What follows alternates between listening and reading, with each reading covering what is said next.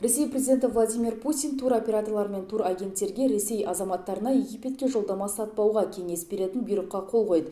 Соңғы 24 сағат ішінде Египеттен 11 мың ресейлік азамат шығарылған.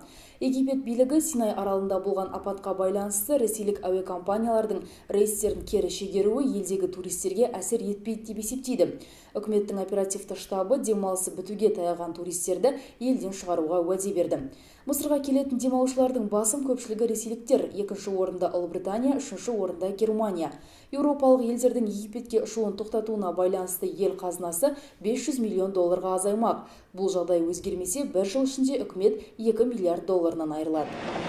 Еуропалық одақ босқындар мәселесін шешу үшін оларды қайта өз үйлеріне қайтару туралы жоспар құруда. Оның мақсаты Еуропа аумағына келген босқындардың кем дегенде 800 мыңын Африка елдеріне қайта жіберу.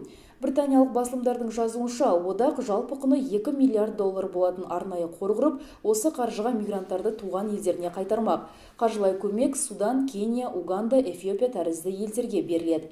Сондай-ақ Еуропалық одақ жеңілдік ретінде африкандық мемлекеттердің студенттері мен дәрігерлеріне, кәсіпкерлеріне қатысты визалық талаптарды жеңілдетуді және оларға Еуропада білім алу мен қызметке орналасуда көмек көрсетуді қарастырып отыр. Дегенмен Ұлыбритания бұл жобаны тіпті дұрыс емес деп біледі. Лондонның пікірінше, босқындарды заңдастыру мәселесі жағдайды одан әрі ушықтырып жіберуі мүмкін. Канадалық BlackBerry телекоммуникациялық компаниясы Android операциялық жүйесінің негізіндегі бірінші смартфонды шығарады. Жаңа телефон Priv деп аталады.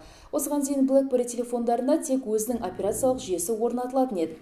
Соңғы жылдары iPhone мен Android базасындағы смартфондар тарапынан болған бәсекелестікке байланысты BlackBerry телефондарының үлесі 0,3%-ға қысқарды.